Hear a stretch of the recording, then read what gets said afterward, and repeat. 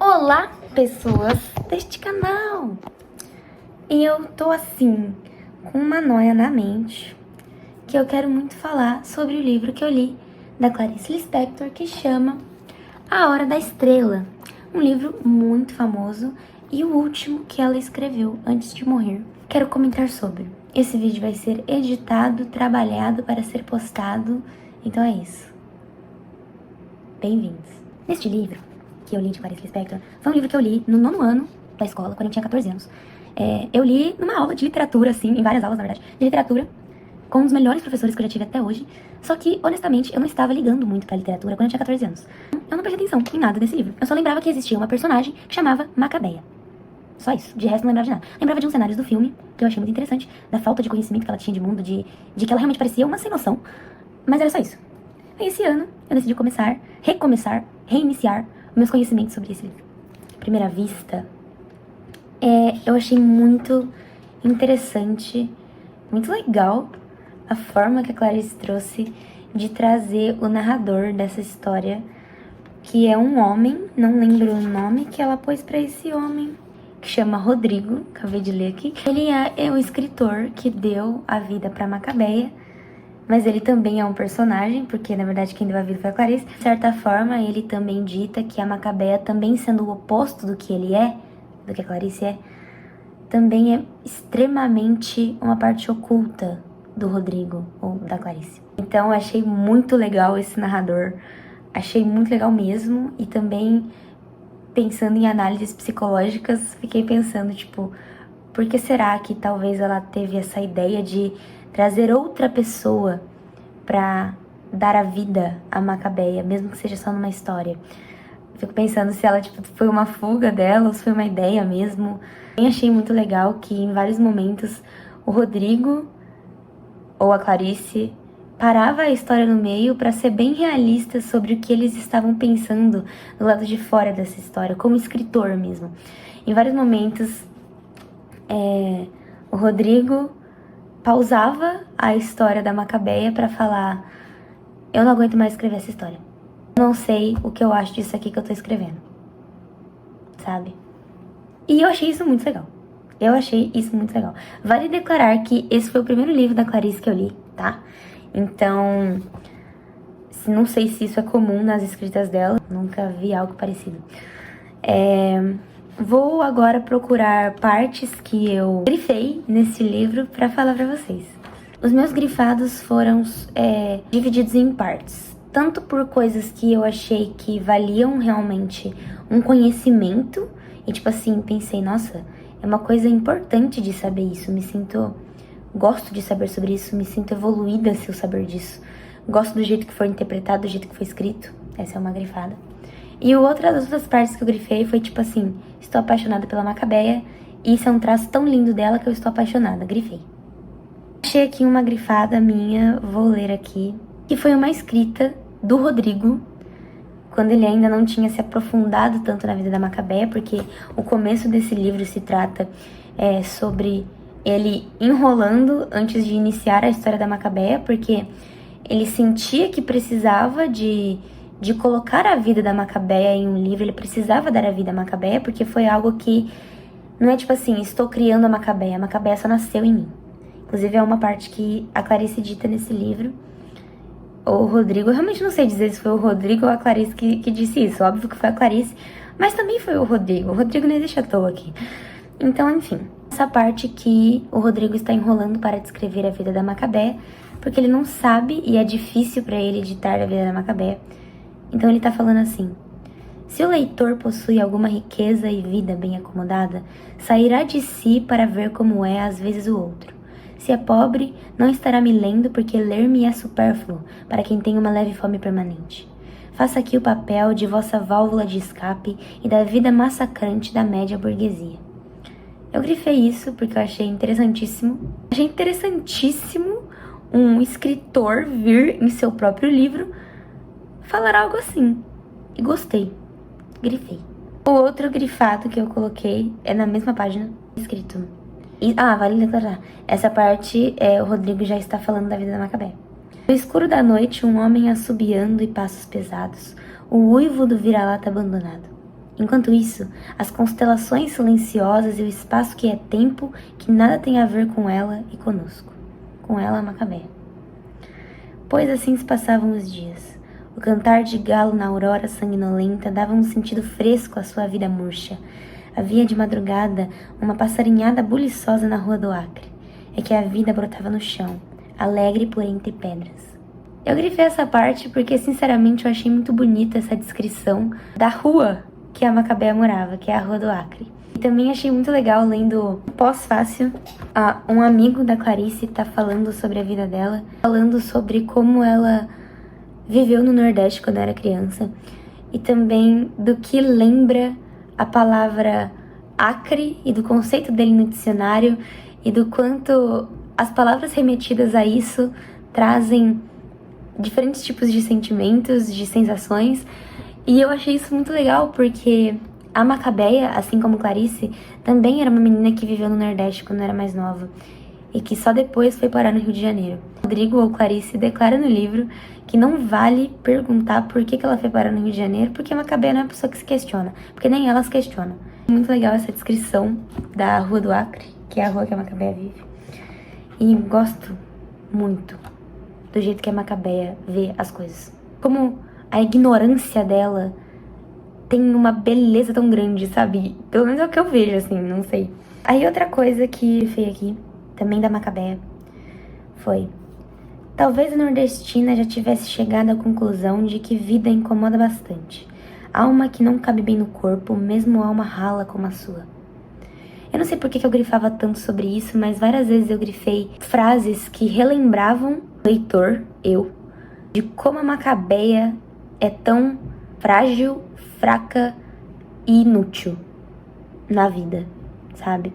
Eu gosto de ler as frases falando alma rala. Eu não sei por que eu gosto. Eu realmente não sei por que eu gosto, mas eu vejo realmente beleza no que a Macabéa é. E ela é tão pouco, olhando de certas perspectivas, ela é literalmente tão rala, que você fica embasbacado, sabe? Com o que ela é, sabe? Eu fiquei. E aí tem uma parte aqui, depois desse grifado, umas frases depois, que em um momento ela finalmente se perguntou: quem sou eu?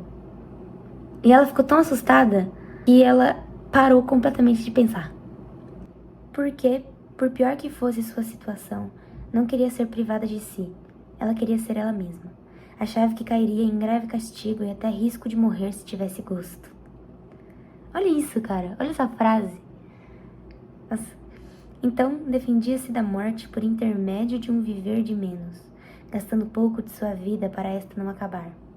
Essa economia lhe dava alguma segurança, pois quem cai, do chão não passa. Teria ela a sensação de que vivia para nada? Nem posso saber, mas acho que não. Só uma vez se fez uma trágica pergunta: quem sou eu? Assustou-se tanto que parou completamente de pensar. Essa é a minha reação para essa frase. Esse parágrafo aqui agora eu grifei porque eu achei muito bonita a forma que foi escrita. A música era um fantasma pálido como uma rosa que é louca de beleza, mas mortal. Pálida e mortal a moça era hoje o fantasma suave e terrificante de uma infância sem bola nem boneca. Só grifei porque eu achei bonito. Esse aqui é sobre a Macabéa. Ela era calada, por não ter o que dizer, mas gostava de ruídos. Eram vida. Enquanto o silêncio da noite assustava, parecia que estava prestes a dizer uma palavra fatal. Durante a noite na Rua do Acre, era raro passar um carro. Quanto mais buzinassem, melhor para ela. Além desses medos, como se não bastassem, tinha medo grande de pegar doença ruim lá embaixo dela. Isso a tia lhe ensinara. Embora seus pequenos óvulos tão murchos, tão, mas vivia em tanta mesmice que de noite não se lembrava do que acontecera de manhã. Vagamente pensava de muito longe e sem palavras o seguinte: já que sou, o jeito é ser. A Macabéa, eu me apaixonei pela Macabéa quando eu li esse livro. Porque ela é tão ela, sabe? Ela é tão Macabéa que você fica até chocado. Você fica tipo assim, não é possível que uma pessoa seja assim. Não é possível que ela seja tão sonsa, tão sem pensamento, tão cabeça vazia. Essa aqui é uma frase sobre o Rodrigo ou sobre a Clarice. Se a moça soubesse que minha alegria também vem da minha mais profunda tristeza e que tristeza era uma alegria falhada, sim, ela era alegrezinha dentro de sua neurose de guerra. Gostei. Falando de sonhos da Macabeia. Estes sonhos, de tanta interioridade, eram vazios, porque eles faltavam o núcleo essencial de uma prévia experiência de êxtase, digamos. É legal saber. Não é legal porque não é legal, mas eu gosto de saber que a Macabeia tinha tão pouco. É ruim saber que ela tinha tão pouco. Gosto de saber que ela tinha um pensamento de que ela tinha tudo, até ver a cartomante. Ela tinha um pensamento de que ela tinha tudo, e ela era contente com a vida que tinha. Nem quando ela conheceu o Olímpico, ou Olímpio, vou falar Olímpio, mas eu acho que é Olímpico. Quando ela conheceu o Olímpio, que o Olímpio falava pra ela que ele ia ser rico um dia e não sei o que. E ele falava pra ela, você não vê futuro na sua vida? Tipo, você não quer mais? E ela, tipo, eu tô contente com a vida que eu tenho, sabe? E ela tinha tão pouco, tinha quase nada. E como que ela não fica depressiva? Porque ela é tão tola, tão cabeça vazia que ela não tem tempo pra parar pra perceber o quão miserável ela é. Olha essa frase. Tornara-se com o tempo apenas matéria vivente em sua forma primária. Talvez fosse assim para se defender da grande tentação de ser infeliz de uma vez e ter pena de si. Quando penso que eu podia ter nascido ela, e por que não? Estremeço. E parece-me covarde fuga de eu não ser. Sinto culpa, como disse num dos títulos. Aí eu só grifei essa parte. A moça é uma verdade da qual eu não queria saber. Foi só que eu grifei. Eu gosto de falar as coisas que eu grifei sem explicar porque eu grifei, porque aí eu deixo vocês terem o pensamento que vocês querem ter, entendeu? Que você que tá vendo o vídeo quer ter. Ó, então, no dia seguinte, que foi um dia que ela mentiu, a Macabeia, pra não ir trabalhar. Quando as 4 Marias cansadas foram trabalhar, ela teve pela primeira vez na vida uma coisa a mais preciosa, a solidão. Tinha um quarto só pra ela. Mal acreditava que usufruía o espaço e nenhuma palavra era ouvida. Então dançou num ato de absoluta coragem, pois a tia não a entenderia. Dançava e rodopiava porque ao estar sozinha se tornava livre. Usufruía de tudo, da arduamente conseguida solidão, do rádio de pilha tocando o mais alto possível, da vastidão do quarto sem as Marias. Encontrar-se consigo própria era um bem que ela até então não conhecia. Eu fiquei tão feliz quando eu li isso, eu fiquei tão feliz, que eu vou até de chorar lendo essa parte da história. Nossa, é uma coisa que é tão difícil hoje em dia você ver as pessoas tendo o pensamento de entender e amar a sua própria solidão. E a Macabeia teve isso, sabe? E ela gostou. Eu grifei essa parte. Até deu-se ao luxo de ter tédio, um tédio até muito distinto. Olha isso, o luxo de ter tédio. O luxo de ter tédio, sabe? Cara, achei isso muito legal. Eu até fiz um vídeo hoje falando sobre tempo e do quanto a gente perde o tempo scrollando vídeos e do quanto a gente evita o tédio. Olha o luxo de ter tédio que você tem. O luxo de ter tédio. Nossa, eu fiquei tão feliz quando eu li isso da Macabeia, cara. Eu fiquei tão feliz. Aqui é quando ela conhece o Olímpico. Eles estão se conhecendo. E aí ele só fala pra Macabeia assim: e se me desculpe, senhorinha, posso convidar a passear? Na hora que eles vão passear, o autor escreve: eles não sabiam como se passeia. Andaram sobre a chuva grossa e pararam diante da vitrine de uma loja de ferragem onde estavam expostos atrás dos vidros canos, latas, parafusos grandes e pregos. E Macabeia, com medo de que o silêncio já significasse uma ruptura, disse ao recém-namorado: eu gosto tanto de parafuso e prego, e o senhor? Sabe, esse é o passeio deles. Genuíno, achei triste também. Macabeia fingia enorme curiosidade. Estou lendo outra parte, já que eu grifei. Macabeia fingia enorme curiosidade escondendo dele que ela nunca entendia tudo muito bem. E que isso era assim mesmo. Gosto como ela aceita o que ela é. Ela nem sequer questiona, ela não consegue questionar o que ela é. Entendeu? Ela só é. E ela gosta disso. Ela não é uma pessoa depressiva porque ela nem consegue ser depressiva. Porque pra ser depressiva, você tem que ser ciente do que você é, de que você existe. E ela não é. Ela sabia o que era o desejo, embora não soubesse que sabia. Era assim, ficava faminta, mas não de comida. Era um gosto meio doloroso que subia do baixo ventre, arrepiava o bico dos seios e os braços vazios sem abraço. Tornava-se toda dramática e viver doía. Ficava então meio nervosa e Glória lhe dava água com açúcar. Ai, gente, eu tô com vontade de chorar lendo isso aqui. Eu tô realmente com vontade de chorar. Ai, que coisa louca. E aqui tá falando um pouco do Olímpico.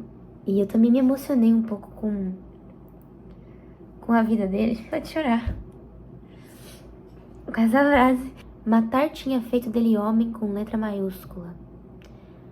Olímpico não tinha vergonha. Era o que se chamava no Nordeste de cabra safado. Mas não sabia que era um artista. Nas horas de folga, esculpia figuras de santo e eram tão bonitas que ele não as vendia. Cristo tinha sido além de um santo homem como ele, embora sem dente de ouro. Essa parte eu grifei porque, que nem eu falei, eu gostei muito de como foi visto o autor nesse livro e como ele cita os pensamentos dele na história. Pareciam por demais irmãos, coisa que, só agora estou percebendo, não dá pra casar. Mas eu não sei se eles sabiam disso. Casariam ou não, ainda não sei. Só sei que eram de algum modo inocentes e pouca sombra faziam no chão.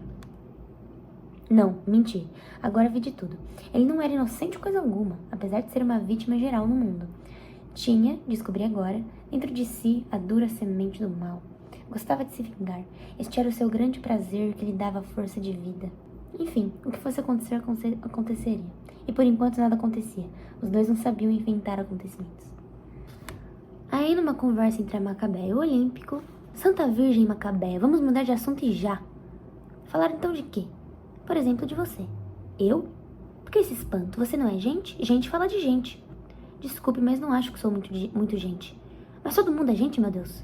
É que não me habituei. Não se habituou com o quê? Ah, não sei explicar. Então o quê? Olha, eu vou embora, porque você é impossível. É que eu só sei ser impossível, não sei mais nada. Quer que eu faça pra conseguir ser possível? Pare de falar porque você só diz besteira. Diga o que é do teu agrado. Acho que não sei dizer. Não sabe o quê? Hein? Olhe, tô até suspirando de agonia. Vamos não falar nada, está bem? Sim, está bem, como você quiser. Nossa, essa aqui é uma das minhas partes favoritas desse livro. Em pequena, ela vira uma casa pintada de rosa e branco, com um quintal onde havia um poço com cacimba e tudo. Era bom olhar pra dentro. Então, seu ideal se transformara nisso, e vir a ter um poço só pra ela. Mas não sabia como fazer, então perguntou ao Olímpico. Você sabe se a gente pode comprar um buraco? Aí ele fala, olhe, você não reparou até agora, não desconfiou que tudo que você pergunta não tem resposta? Ela ficou de cabeça inclinada para o ombro, assim como uma pomba fica triste. Quando ele falava em ficar rico, uma vez ela lhe disse, não será somente visão? Vá para o inferno, você só sabe desconfiar. Eu só não digo palavrões grossos porque você é uma moça donzela. Cuidado com suas preocupações. Dizem que dá ferida no estômago. Preocupação coisa nenhuma, pois eu sei no certo que vou vencer. Bem, e você, tem preocupações? Não, não tenho nenhuma. Acho que não preciso vencer na vida. Foi a única vez em que falou de si própria para o Olímpico de Jesus. Estava habituada a se esquecer de si mesma. Nunca quebrava seus hábitos, tinha medo de inventar. Você sabia que na Rádio Relógio disseram que um homem escreveu um livro chamado Alice no País das Maravilhas e que era também um matemático? Falaram também em álgebra. O que quer dizer álgebra? Eu tô apaixonada pela Macabé e eu tenho vontade de chorar quando eu falo dela. Eu tenho vontade de chorar lembrando do que ela foi um dia. E eu tenho vontade de chorar pensando que existem Macabéias reais no mundo. Pra que ela existe. Que ela é real, que a história dela é real. Que ela é uma menina que morreu atropelada. Depois de sair de uma cartomante. Muito feliz. Finalmente tendo alguma visão de sua vida. E a cartomante errou. Falando que a outra moça que ia ser atropelada. Mas era ela. Eu acho que eu vou falar só mais um pouquinho sobre esse livro. E depois eu continuo esse vídeo porque, sei lá. É o que eu quero fazer. Não vou falar exatamente sobre o livro, vou falar sobre a Macabé. Nessa rádio, eles dizem essa coisa de cultura e palavras difíceis. Por exemplo, o que quer dizer eletrônico? Olímpico respondeu, eu sei, mas não quero dizer. Aí ela fala, eu gosto tanto de ouvir os pingos de minutos do tempo assim, tic-tac, tic-tac, tic-tac. A Rádio Relógio diz que dá a hora certa, cultura e anúncios. O que quer dizer cultura? Cultura é cultura, continuou ele emburrado. Você também vive me encostando na parede? É que muita coisa eu não entendo bem. O que quer dizer renda per capita? Ora, é fácil, é coisa de médico. O que quer dizer rua Conde de Bonfim? O que é conde? É príncipe? Conde é conde, ora essa. Eu não preciso de hora certa porque tenho relógio. Sabe o que mais aprendi? Eles disseram que se devia ter a alegria de viver, então eu tenho. Eu também ouvi uma música linda, eu até chorei. Era samba? Acho que era. E cantada por um homem chamado Caruso, que se diz que já morreu. A voz era tão macia que até doía ouvir. A música chamava-se Una furtiva lágrima. Não sei porque eles não disseram lágrima. O autor fala: Una furtiva lágrima fora a única coisa belíssima em sua vida. Enxugando as próprias lágrimas, tentou cantar o que ouvira, mas a sua voz era crua e tão desafinada como ela mesma era.